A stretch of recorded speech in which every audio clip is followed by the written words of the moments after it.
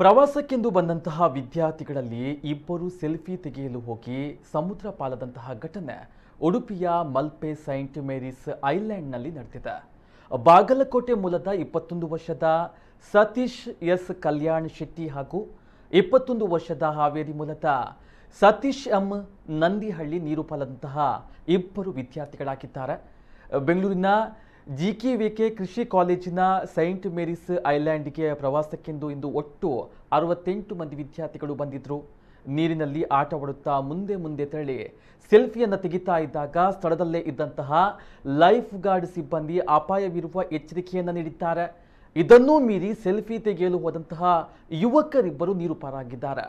ಇಬ್ಬರಲ್ಲಿ ಓರ್ವನ ಶವ ಪತ್ತೆಯಾಗಿದ್ದು ಮತ್ತೋರ್ವನ ಶವ ಇನ್ನೂ ಪತ್ತೆಯಾಗಿಲ್ಲ. ಸೈಂಟ್ ಮೇರಿಸ್ ಐಲ್ಯಾಂಡ್ನಲ್ಲಿ ಅಪಘಾತ ವಲಯ ಎಂದು ಬೋರ್ಡನ್ನು ಹಾಕಿದ್ದರೂ ಹೆಚ್ಚಿನ ಪ್ರವಾಸಿಗರು ಅದನ್ನು ಲೆಕ್ಕಿಸದೆ ನೀರಿಗೆ ಇಳಿತಾ ಇದ್ದಾರೆ ಎಂದು ಲೈಫ್ ಗಾರ್ಡ್ಗಳು ಆರೋಪಿಸಿದ್ದಾರೆ. ಮಲ್ಪೆ ಪೊಲೀಸ್ ಠಾಣೆಯಲ್ಲಿ ಪ್ರಕರಣ ದಾಖಲಾಗಿದೆ.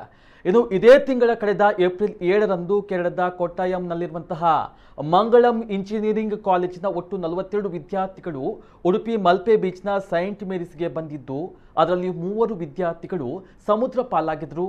ಘಟನೆಯ ಕುರಿತು ಲೈಫ್ ಗಾರ್ಡ್ಗಳು ಸಿಬ್ಬಂದಿಗಳು ಮಾಧ್ಯಮಗಳಿಗೆ ಪ್ರತಿಕ್ರಿಯೆ ನೀಡಿದ್ದು ಸೈಂಟ್ ಮೇರಿಸ್ ಐಲ್ಯಾಂಡ್ನಲ್ಲಿ ಅಪಘಾತ ವಲಯ ಎಂದು ಬೋರ್ಡ್ ಅನ್ನು ಹಾಕಿದ್ದರೂ ಹೆಚ್ಚಿನ ಪ್ರವಾಸಿಗರು ಅದನ್ನು ಲೆಕ್ಕಿಸದೆ ನೀರಿಗೆ ಇಳಿತಾ ಇದ್ದಾರೆ ಎಂದು ಆರೋಪವನ್ನು ಮಾಡಿದ್ದಾರೆ.